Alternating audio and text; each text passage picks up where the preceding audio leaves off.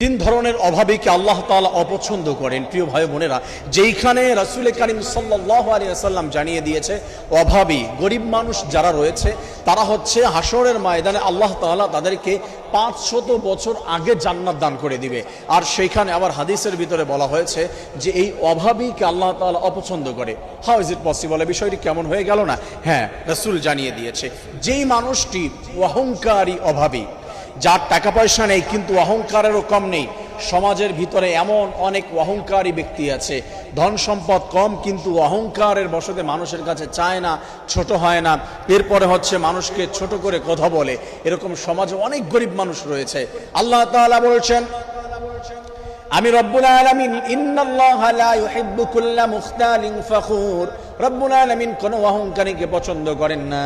আল্লাহ তাআলা বলেন, কোন ব্যক্তি যদি অহংকার করে রব্বুল আলামিন তাকে যেই সম্পদ আছে, পজিশন আছে, সেখান থেকে টেনে নামিয়ে আল্লাহ তাআলা অপমানিত লাঞ্ছিত করেন।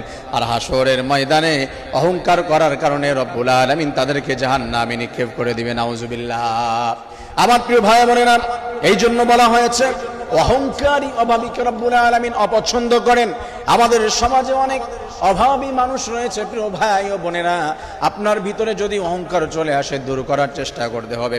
রব্বুল আলামিন এরপরে জানিয়ে দিলেন, 2 নাম্বার হলো সামর্থ্য থাকা সত্ত্বেও যারা ভিক্ষাবৃত্তি করে, আল্লাহ তাআলা বলছেন এই সমস্ত অভাবীকে রব্বুল আলামিন পছন্দ করেন না।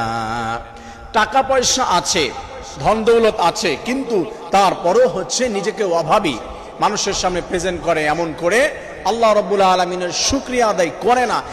এদেরকে আল্লাহ রাব্বুল আলামিন বলছে সে অপছন্দ করে। আমার প্রিয় ভাই বোনেরা, 3 নম্বরে যাদের কথা বলা হয়েছে, যারা হচ্ছে অশ্লীল কথায় সবসময় লিপ্ত থাকে এবং হচ্ছে মানুষদেরকে অপমান করে কথা বলে। সমাজের হাজারো অভাবী মানুষ আছে যারা গরিব মানুষ। অশ্লীল কার্যক্রম, গুনার কাজ সবার জন্যই হচ্ছে হারাম, তবে হচ্ছে যারা অভাবী আছে। অনেক সময় দেখেন একটা মানুষ হচ্ছে স্বাভাবিকভাবে কাজ করে না, ঘুরে বেড়ায়।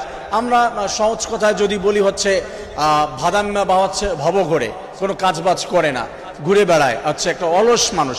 যদি টাকা পয়সা থাকে স্বাভাবিকভাবে মানুষ দেখে, কিন্তু যদি অভাবী মানুষ হয় ভিন্ন দৃষ্টিতে দেখে যে ভাই তোমার তো সামর্থ্য নাই ভালো মতো 3 বেলা খাবার খাওয়ার, হচ্ছে তোমার চাহিদা পূরণ করার, তো তুমি অলসতা করে ঘুরে বেড়াও কিসের জন্য? তুমি কাজ করো, তুমি অ্যাক্টিভিটি রাখো, ভিতরে সফলতার দিকে পৌঁছানোর জন্য প্রচেষ্টা করো। আল্লাহ তাআলা এটাই পছন্দ করেন। রব্বুল আলামিন তো বলছেন ফাইদা কুদিয়াতিস সালাহ ফান্তাশিরু ফিল আরদ। আল্লাহ তাআলা বলছেন যে সালাত আদায় করার পরে তোমরা জমিনের ভিতরে ছড়িয়ে যাও এবং তোমরা রিজিক অন্বেষণ করার চেষ্টা